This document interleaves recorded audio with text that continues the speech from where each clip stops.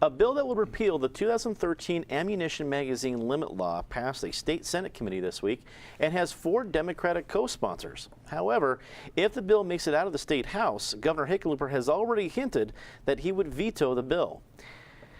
David, this has been controversial for, I guess, now officially a couple of years. Are you surprised that Hickenlooper has already put out the preemptive strike, if you will, about a potential veto?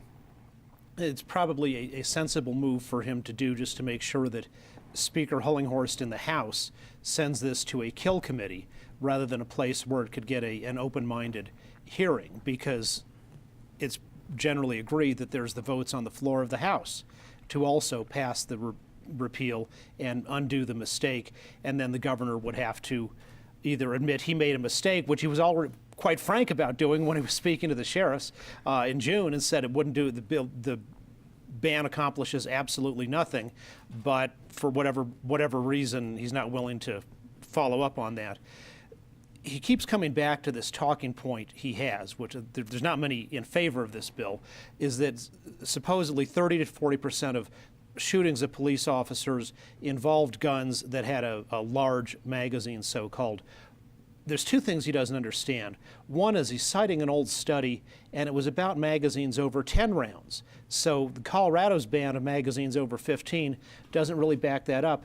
The second thing, even if we're talking about 10-round magazines, the evidence, the data is that 47% of magazines currently possessed by American citizens are over 10 rounds. So if your general background supply is 47% and the police shootings are 30 to 40%, then they're underused in the shootings of police officers, which actually makes sense because the larger guns are less concealable, less likely to be taken out on the streets where they might get involved in a confrontation with a police officer after, say, the robbery of a 7-Eleven goes awry. Craig, do you feel that Governor Hickenlooper would be more amenable to the idea if it was not a repeal of the magazine limit, but actually an amendment saying growing it from 15 to, say, 30? Possibly, but that ship has already sailed, and you cite statistics, but the stat I've heard Hickenlooper's cite is 0. He says there are 0 situations where somebody has demonstrated that they needed a 30-round clip to defend their house or themselves. And if you have something to the contrary, I'm sure you'll bring it up. But that being the case, I think John Hickenlooper has broad political backing saying, why do we need 30 rounds? Isn't a 15-round clip enough? And I don't think he's in trouble. Yes, I'm aware of the recalls and how certain people get worked up about this issue, but the broad population of Colorado, if they had to say, is it okay to restrict 30-round clips, everybody draws the line differently. Machine guns for some people are okay, but the government says no. I think the average person says, why do you need a 30-round clip? Why isn't a 15-round clip enough? And John Hickenlooper says, he agrees with that, and I think most Coloradans agree with him.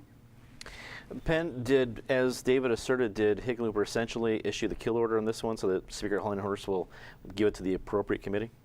I think the kill order was issued before the session started. He was just reinforcing the fact that I'd prefer not to see this on my desk.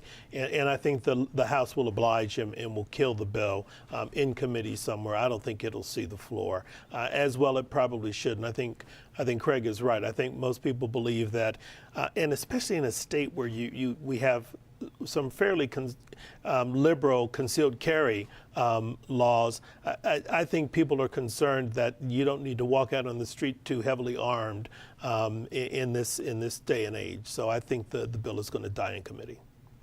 Patty, is this the last we'll hear about this issue, at least for this session?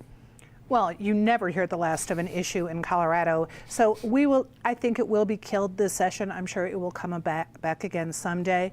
But if it, for some reason, makes it to the governor's desk, which I doubt it will, I think it'll get killed first, you can count on him doing a much better job this time explaining his position on the bill. He's obviously gone back, done the study. So even though David may not agree with his rationale, I think Craig has pointed out some very useful things that the governor will be saying if it gets to that point. But I do think it'll be killed first. But we'll see it again.